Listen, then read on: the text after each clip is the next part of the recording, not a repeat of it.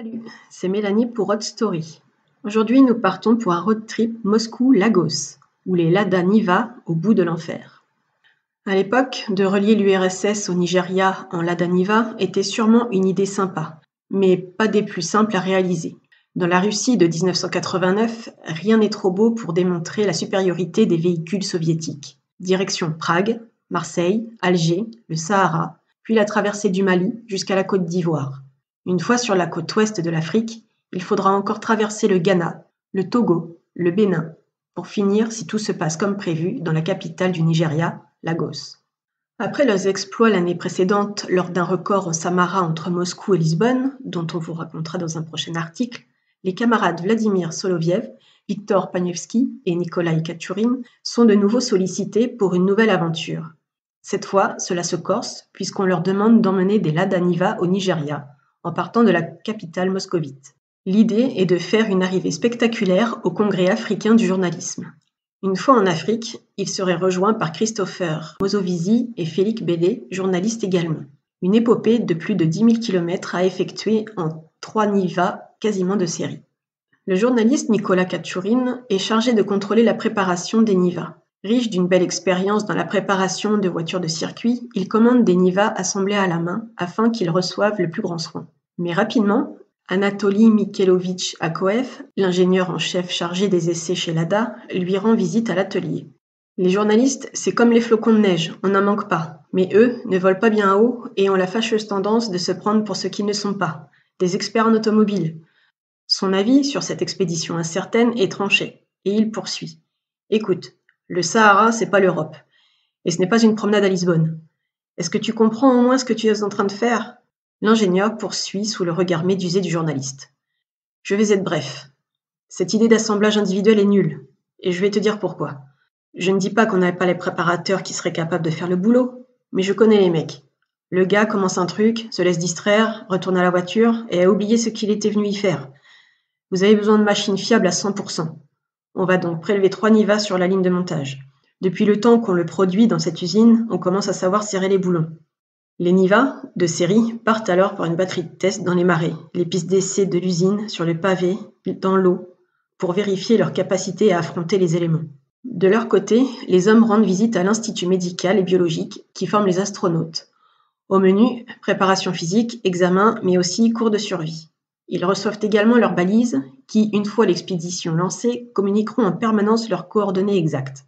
Le pactage est distribué avec une lampe, des balises de détresse et un contrat d'assurance vie garantissant à la famille de chacun des participants la rondelette somme de 5 000 roubles par tête en cas de décès. Au cours des années 80, ce sont une douzaine de morts en moyenne qui sont à déplorer chaque année parmi ceux qui tentent la traversée du Sahara.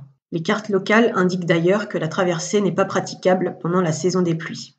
Nos Russes font appel à des spécialistes qui, invariablement, se contredisent. Ajoutez qu'à l'époque, le GPS n'existe pas et vous obtenez une statistique de survie pour le moins pessimiste. Dans le désert, la distance entre deux villes peut atteindre 5000 km et la moindre erreur de cap peut se traduire par un décalage de 50 km et l'épuisement des réserves d'eau. Peu avant le départ, un 6e membre rejoint l'expédition.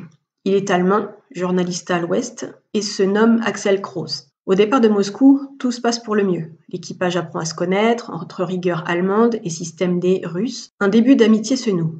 Kroos semble prendre son rôle très à cœur et se lance dans le tournage d'images au point de remplir une petite valise de pellicules. Pourtant, au fur et à mesure de la progression du Niva vers Paris, Axel se montre de plus en plus curieux, multipliant les questions relatives à la traversée du Sahara. Kilomètre après kilomètre, la curiosité semble laisser place à l'appréhension pour finalement virer à la panique. Allons-nous vraiment traverser le centre du Sahara ? La question revient en boucle. Au moment où l'Allemand comprend que ce n'était pas une blague, il lui reste qu'une seule issue, la fuite. La scène se passe à l'arrivée en Algérie.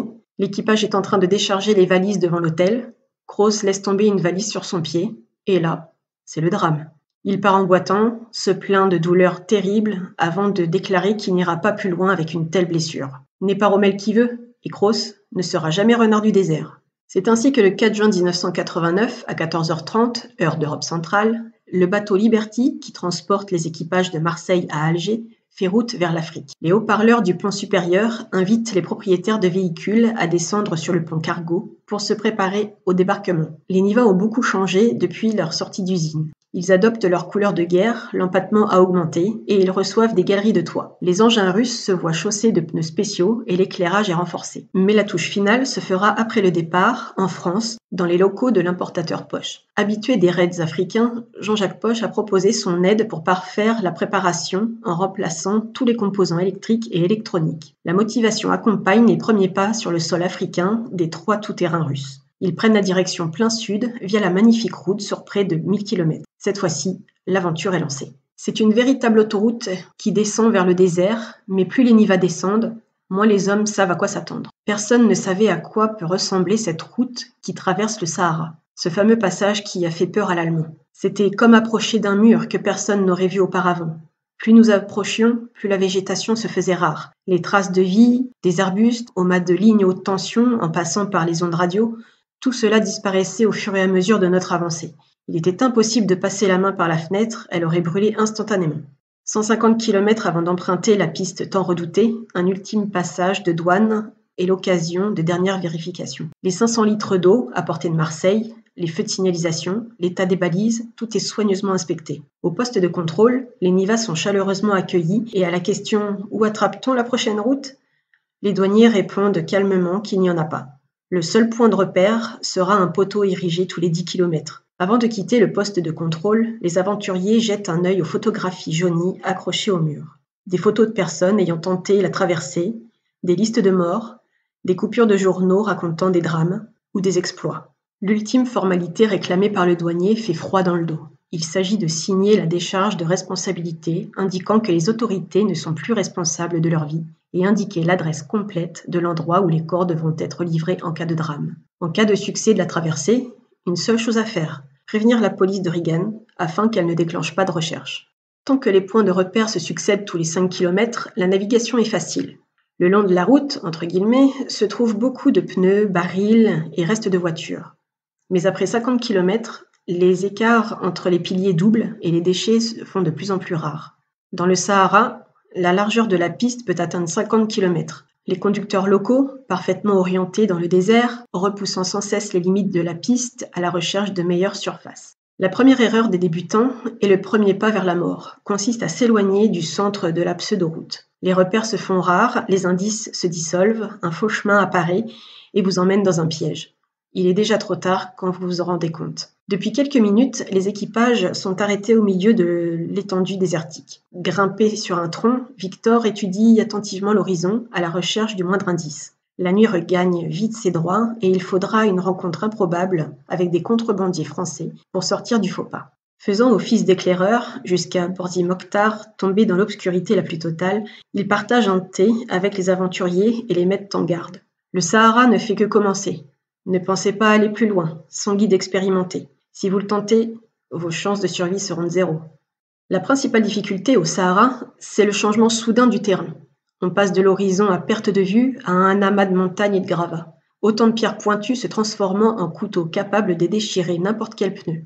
Parfois 90 km sur la carte se transforment en 200 km dans les faits, comme entre Bordi Mokhtar, dernière colonie algérienne, et la suivante au Mali. Sur la piste ondulée, les vibrations sont telles que la lunette arrière du Niva explose littéralement en multiples bouts de verre. La chaleur fait aussi de gros dégâts. Des bouteilles d'eau potable commencent à éclater, une remorque se fend en deux et sa cargaison doit être répartie entre les 3 Nivas qui n'avaient pas besoin de cela. Le premier guide recruté, après avoir pourtant multiplié le tarif de ses services par 20, s'avère être débutant et se voit remplacé par Ali, plus expérimenté. Cette fois-ci, la signature d'un contrat et d'une police d'assurance officialise le deal. La tâche de ce nouveau guide ne sera pas de tout repos. La tempête de sable fait son apparition. La lumière commence à s'estomper et plonge nos équipages dans un brouillard rouge impénétrable. De puissants ruisseaux de sable se mettent à voler et dessinent des ombres sur le sol. C'est alors que l'imprévisible se produit, avec l'apparition d'une averse. C'est la première pluie de l'année et elle dure depuis une petite demi-heure. Pour la première fois depuis le départ, un sourire vient barrer le visage d'Ali. Pour lui, aucun doute. Cette pluie est un signe divin. Allah est avec eux, ce que s'empressent de croire sur parole tous les membres de l'expédition. Le soleil s'est levé sans que nos hommes ne s'en rendent compte. L'épais brouillard semble s'échapper de terre pour recouvrir le ciel d'une dense épaisseur de couleur laiteuse. Cette partie du Sahara, tant redoutée, ressemble à un immense site d'enfouissement. Tas de gravats, nids de poules, fragments de pierre. Il est impossible de naviguer dans ce chaos. Ali, lui-même, avoue s'en remettre à Allah, ce qui ne semble convaincre, cette fois, personne de cette délégation russe. En toute confiance, il mène la caravane sur des coups de tête incompréhensibles, manœuvrant entre piles de brouillard et trous immenses. Les voitures, extrêmement chargées, menacent à chaque instant de sombrer. La pression imposée au châssis contraint une vitesse maximale n'excédant pas 25 km/h. Après des heures dans cet enfer, la surface rocheuse se voit remplacée par du sable. Les Niva Boys stoppent pour faire chuter la pression des pneus. Le brouillard s'épaissit, au même rythme que les mystères de ce désert.